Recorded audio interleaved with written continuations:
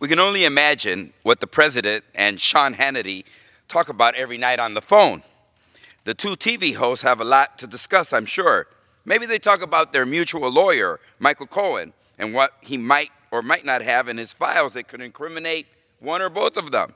Or maybe they just discuss their mutual admiration for Russian dictator Putin.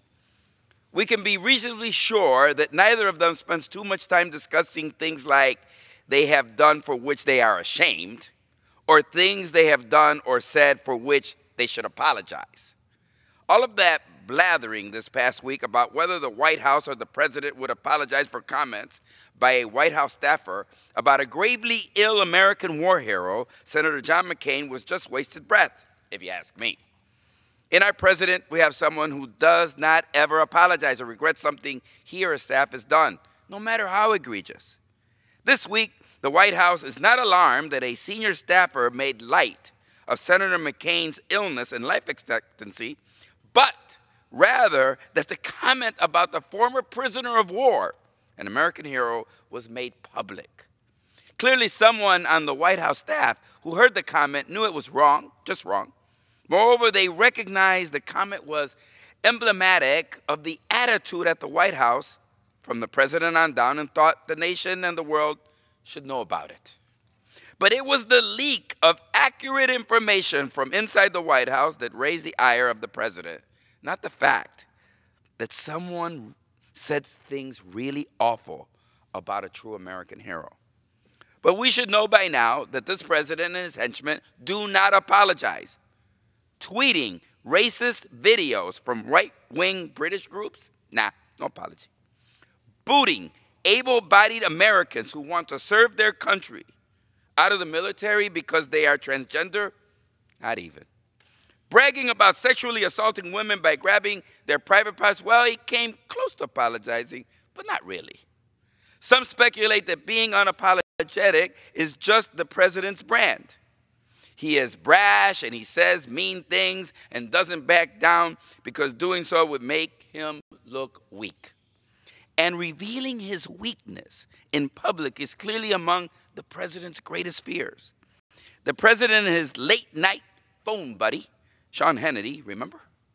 They complained about the last president being too apologetic, but looking tough to cover up a fear of inferiority is only one explanation for why this president does not apologize.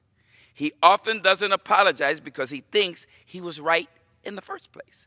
Like when he said there were good people on both sides of the Nazi rally in Charlottesville, where a woman was murdered by racist KKK extremists. The president is not going to apologize. And not because it would make him look weak in the case of Charlottesville, but because he believes what he said was true. Nazis and the rest of Americans, the same.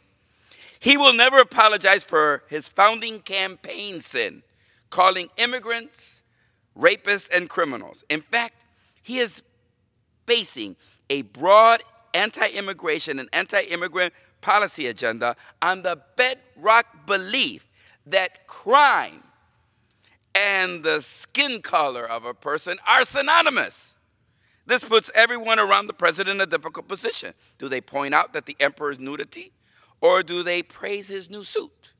His chief of staff, remember, was dispatched to tell a black member of Congress that she was lying about how the president treated a soldier killed in action, until the chief of staff was shown to be lying himself about what the congresswoman said.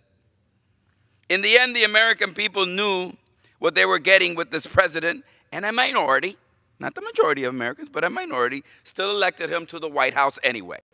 But the American people are learning important lessons about the president's enablers at the three most important branches of the Republican Party: at the White House, in the Congress, and at Fox News. We know the president doesn't lose sleep wrestling with the moral implications of his behavior. But all of us had higher hopes for the professionals around the president, expectations which were apparently too high indeed. One thing is sure, this country owes a great debt to Senator John McCain. and our thoughts and prayers are with him, even if the president's thoughts are somewhere else.